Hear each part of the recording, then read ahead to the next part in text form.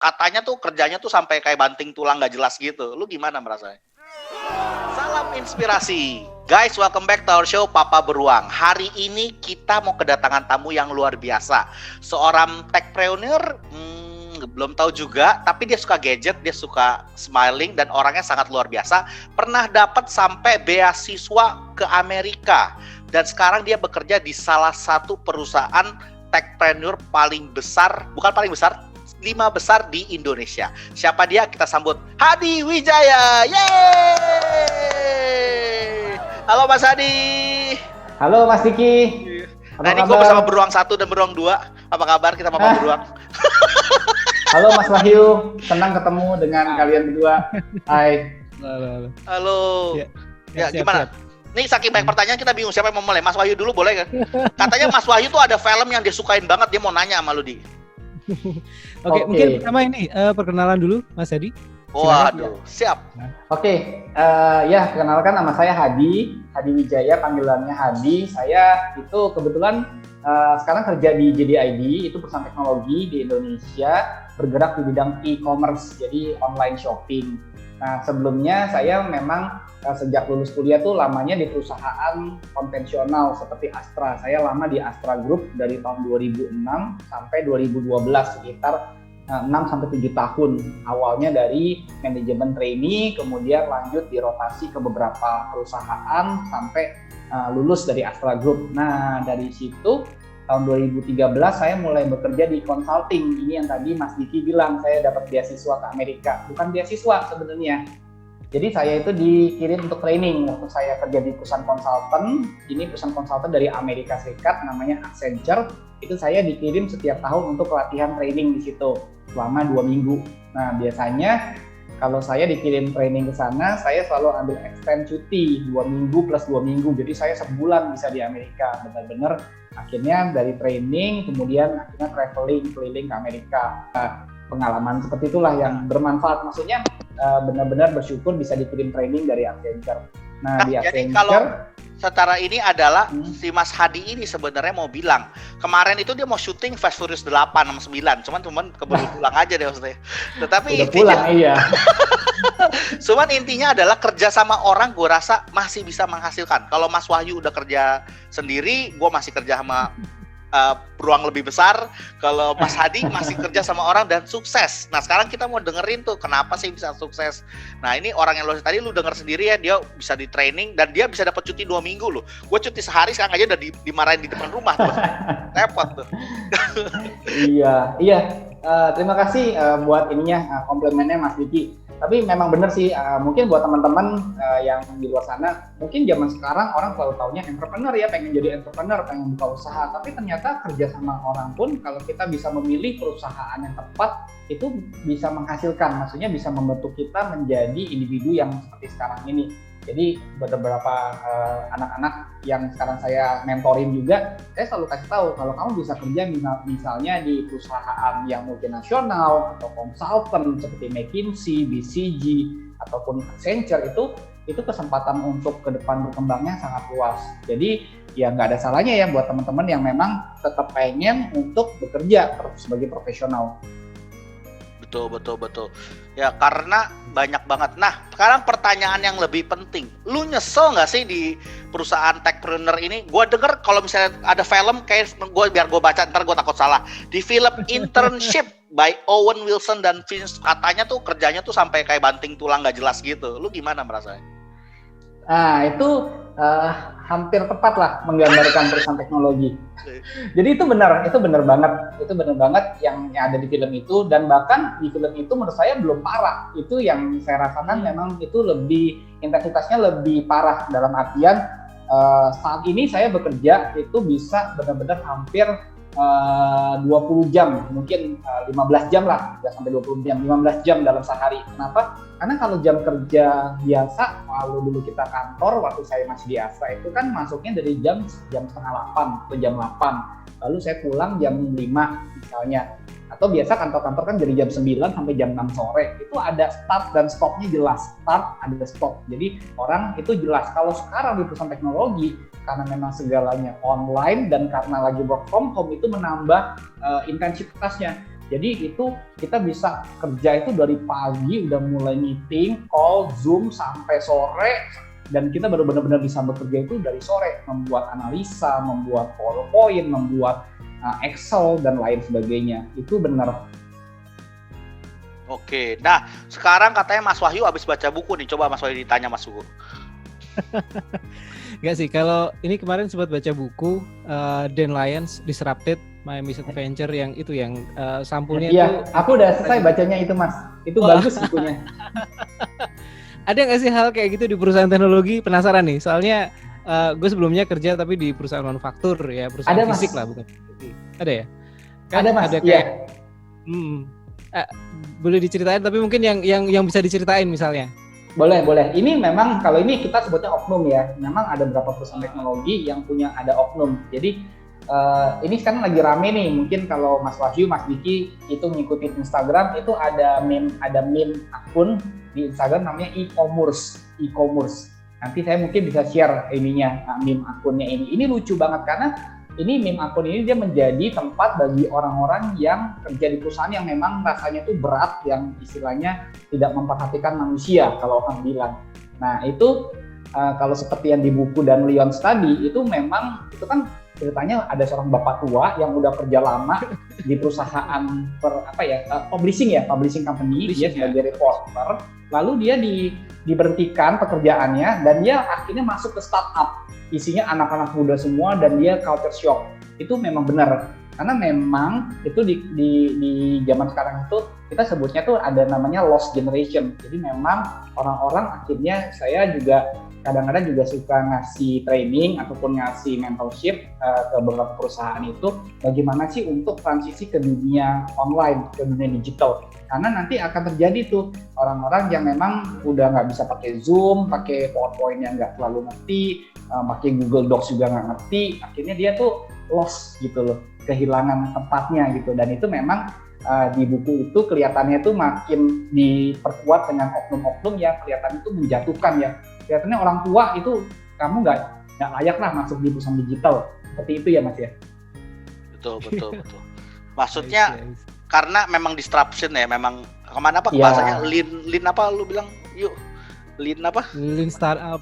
Oh, lean startup. Tapi mungkin saya mau garis bawahi itu oknum ya, karena nggak semuanya kayak gitu. Nah, memang ada perusahaan yang saya dengar memang kelihatannya parah, dia mungkin cara dia memperhatikan cara dia pendekatan terhadap karyawan-karyawan yang lebih senior atau misalnya yang nggak ngerti digital, itu dia lebih nggak inklusif. Jadi dia maunya tuh yang masuk anak-anak muda semua gitu. Itu memang ada, tapi itu oknum. Tapi kebanyakan sih kalau saya lihat perusahaan yang besar, teknologi yang unicorn itu nggak seperti itu sih. Oke, nah sekarang kita bicara langsung mengenai permasalahannya.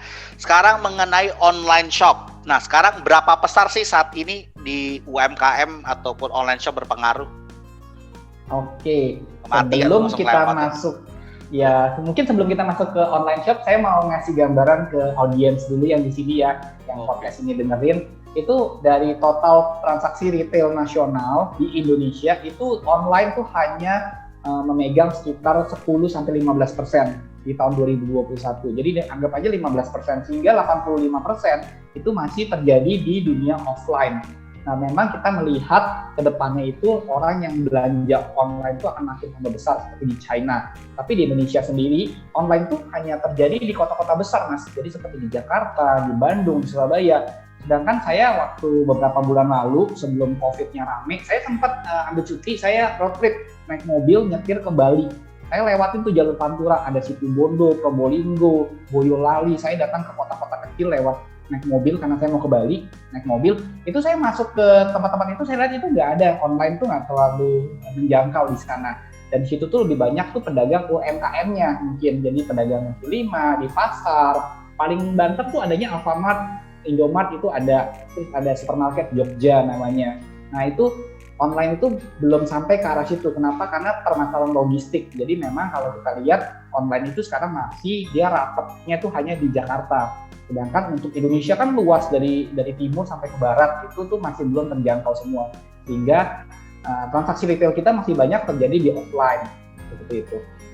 Tapi itu kan berarti peluang untuk online nambah berarti masih banyak ya, masih gede. Masih, Kan? ya Mas, masih. Indonesia selalu dilihat sebagai ini seperti Cina 10 tahun yang lalu.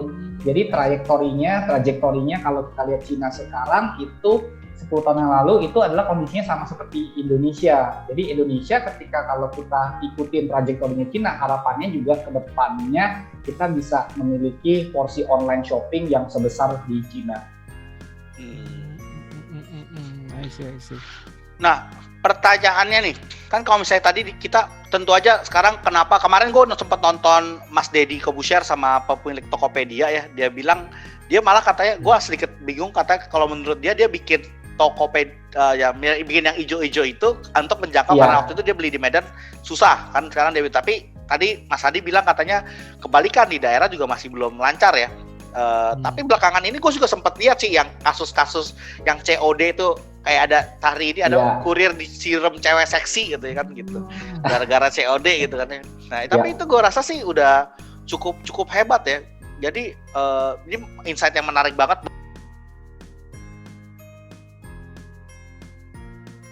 Cuman apakah itu dampak positif atau bagaimana? Itu kok bagus kah atau ada yang perlu diwaspadai atau gimana?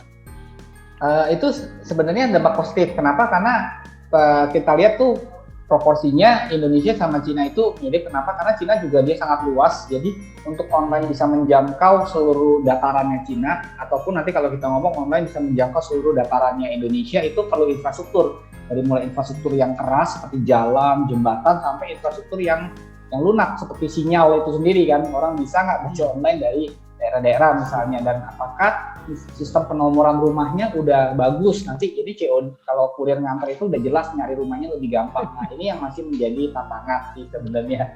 Tapi kalau saya boleh ini komen, sekarang itu memang online udah mulai masuk ke kota-kota second tier, sebutan kita second tier city, jadi seperti Bandung, Medan, Surabaya, terus Palembang, Makassar, itu mereka udah mulai gede juga. Cuman kota-kota yang third tier atau fourth tier yang lebih kecil lagi seperti di Jalur Pantura, Probolinggo yang tadi saya sebutkan, itu yang masih mungkin agak jauh, apalagi yang di gunung-gunung misalnya, orang yang masih tinggal di pegunungan, misalnya kayak kalau ada yang punya asisten yang dari pegunungan di mana, misalnya di daerah Kuningan, di mana sih, Cirebon misalnya, itu mungkin online-nya mungkin belum terlalu banyak.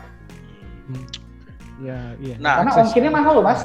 Ongkirnya mahal loh, bayangin dong. Online itu kan sekarang orang beli kalau ongkirnya murah. Kalau Jakarta sekali kirim kita ongkosnya 9.000 misalnya untuk yang reguler. Kalau ke daerah tuh bisa sampai harganya dia beli barang sama ongkirnya mahalan ongkirnya. Iya. Tapi enggak juga, soalnya gue tadi baru jual regulator sebenarnya. Regulator ke Jawa Tengah kok nggak salah yang beli. Dan dia free ongkir regulator, gue sampai agak shock sih sebenarnya. Tapi begitu gue bayar, gue keserahin ke vendor pengirimannya, ada cas 27.000, mungkin subsidi atau gimana, gue kagak ngerti ya. Iya, biasa subsidi dari ininya biasa selalu ada subsidi, makanya online sekarang bakar duitnya itu kedua hal, satu marketing untuk sewa K-pop, yang kedua untuk subsidi ongkir. Oh. Nah, pertanyaannya ini kan sekarang gue mengundang Mas Hadi ini karena techpreneur ini luar biasa ya. Kemarin hari ini tepatnya gue baca Facebook bakar duit 1 billion untuk content creator. Sekarang 10 pekerjaan teranyar bagi anak-anak zaman dulu jadi astronot atau apa, zaman sekarang jadi YouTuber gitu ya kan. YouTuber. Nah, tapi gue nggak usah terlalu jauh. Kalau kita nih, kan sekarang pandemi ya, dirumahkan dan segala macam. Kalau kita mau jualan online tuh bagaimana sih? Soalnya kan tentu aja gue penasaran karena gue sendiri punya pengalaman 2 tahun gue tuh nggak berhasil. Tapi ternyata karena pandemi ini malah agak lancar ya. Setiap hari tuh ada jualan. Gue menyusul Mas Wahyu, padahal sempat dipinjemin Mas Wahyu barang, gue nggak kejual juga tuh sempat. Nah tapi ternyata jual Pampers dan vitamin tahun ini sih luar biasa sih kencengnya. Nah ini gue kalau misalnya bagi orang yang di rumah mau mulai usaha, itu gimana caranya sih? Apalagi kalau misalnya dia mau masuk jadi ID. Ini soalnya bosnya jadi ID nih sebenarnya. Bagi guys yang belum tahu, nih bosnya nih sekarang nih. Oke, mungkin ini pertanyaan yang menarik nih. Ini karena pertanyaannya berhubungan sama dapur kita semua ya. Kalau kita pasti pengen nyari usaha sampingan. Saya sendiri juga tuh nyari usaha sampingan. Kalau saya mungkin lebih banyak untuk menjual jasa lah, istilahnya sebagai konsultan atau sebagai speaker. Tapi ada juga orang-orang yang pengennya menjual barang gitu, jadi pedagang, jadi merchant sebutannya. Nah, kalau tips dari saya sih pertama kita harus punya namanya sense dulu. Kita harus tahu mau jual barang apa, karena setiap barang itu ada siklusnya. Jadi mungkin kalau sekarang karena lagi COVID itu siklus yang lagi naik tuh mungkin apa, barang-barang kesehatan, masker, vitamin mungkin. Terus juga yang lagi naik juga mungkin sekarang barang-barang seperti grocery. Orang-orang jadi banyak belanja mungkin dari rumah karena nggak berani keluar gitu. Atau frozen food yang lagi naik karena orang-orang kan harus masak di rumah misalnya, karena sebelumnya dia sering keluar tapi sekarang nggak bisa, jadi dia beli yang lebih siap saji. Nah, pertama tipsnya adalah harus pelajari kira-kira barang apa nih yang lagi laku. Kalau saran saya sih mungkin harus, walaupun saya kerja di JDID nih, cuman memang jujur aja kalau untuk masyarakat luas yang pengen berjualan online tuh mungkin masuknya ke platform yang C2C, consumer to consumer, seperti yang warna hijau ataupun yang warna oranye. Itu yang paling besar, marketplace sebutan kita. Nah, marketplace itu kita bisa lihat tuh barang yang paling laku apa. Nah, tips saya coba tes dulu tuh. Jadi kalau Anda baru mau pertama kali berjualan, mau cari barang apa yang laku, mungkin bisa dropship dulu. Dropship itu artinya adalah kita nggak benar-benar punya barangnya. Kita itu hanya penyalur, ketika ada orang yang beli, kita nanti baru beli barangnya sama si merchant yang punya barang atau minta barangnya. Jadi kita hanya majang, kita buka toko, seakan-akan kita punya barang, tapi kita tidak punya barang, itu namanya dropship. Dari dropship kita bisa mencari beberapa produk yang kita lihat, kira-kira kita testing nih, ada produk A, misalnya vitamin, produk B untuk moms and baby, untuk pampers misalnya. Yang C misalnya lebih ke alat-alat kesehatan seperti tisu basah, atau detol, atau misalnya masker. Nah, kita lihat tuh misalnya barang mana yang sekarang lagi high demand. Kemudian cara satu lagi nih ada satu rahasia juga, banyak orang itu sebenarnya itu dia beli barang di e-commerce, dia jual lagi di sana. Orang nyari barang paling murah di Shopee, dia cari yang paling murah, lalu dia jual lagi di Tokopedia.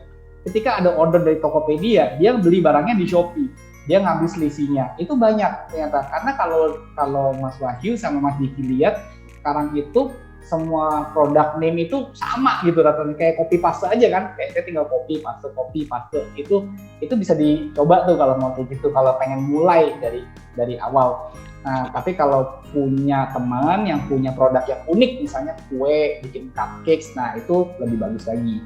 Cuman kalau pertama kali pengen coba ngerasain jadi online seller, seperti itu aja dulu.